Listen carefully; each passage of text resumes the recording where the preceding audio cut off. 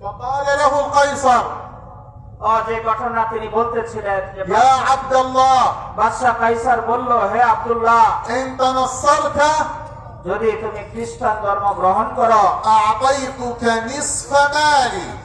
তাহলে তোমাকে আমার অর্ধেক সম্পদ দিয়ে দিব। ماذا فعل الصحابة؟ সাহাবী আব্দুল্লাহ তখন কি করলেন?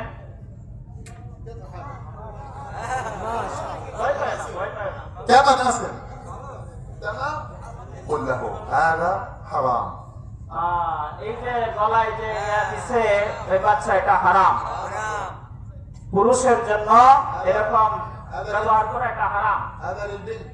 এটা মেয়েদের জন্য। أنت قوي তুমি তো শক্তিশালী পুরুষ হইবা, مجاهد মুজাহিদ হইবা, مجاهد في سبيل الله আল্লাহ রাস্তায় জিহাদ করবা, عالم. আলেম হইবা। الله. বলো ইনশাআল্লাহ। فقال له তাকে বললেন, إن تنصرت أعطيتك نصف مالي. বাদশাহ আব্দুল্লাহ সাহাবীকে বললেন, হে আব্দুল্লাহ, তুমি যদি খ্রিস্টান ধর্ম গ্রহণ করো আমার অর্ধেক সম্পদ তোমাকে দিয়ে দিব। اسمعوا للإيمان. ভাই, ঈমানের কথা খেয়াল করে শুনেন। خلاص اتركوا سليمان وخلينا في القصة. সুলাইমানের বিষয়টা ছাইরা এখন এদিকে খেয়াল করেন। معلوم؟ فقال له عبد الله بن حذافة السهمي বাদশার জবাবে আব্দুল্লাহ ইবনে হুযাফা সাহাবী বললেন, الإيمان.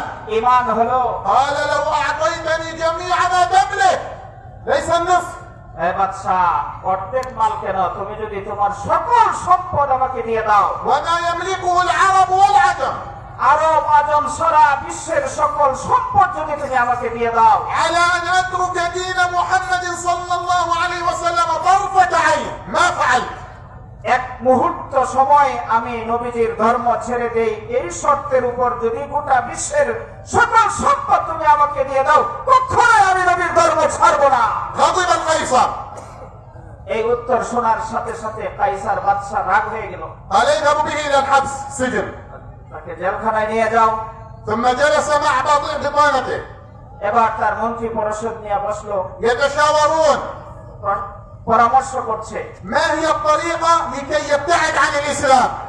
কি পদ্ধতিতে এই আব্দুল্লাহ ইবনে হুযাফাকে ইসলাম থেকে দূরে সরানো যায়। فوقع الاختيار এবার তারা গ্রহণ করলো على النساء. নারী দিয়া ফিতনায় ফেলানোর জন্য। فقالوا ائت بأجمل فتاة في البلاد. বললো যে দেশের সবচেয়ে সুন্দরী রমণীকে নিয়ে আসো। فجاءت আসলো এই রমণী, وأغراها بالأموال.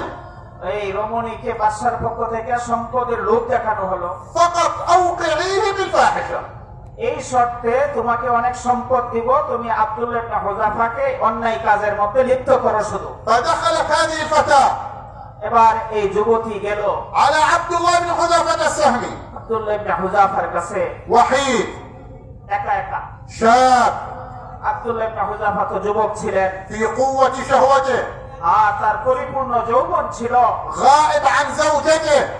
স্ত্রী থেকে তিনি অনেকদিন দূরে ছিলেন। والفتاة التي أمامه جميلة.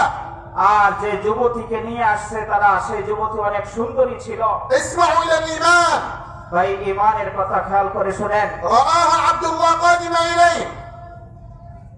رآها عبد الله قادمة إليه. হযরত আব্দুল্লাহ ইবনে হুযাফা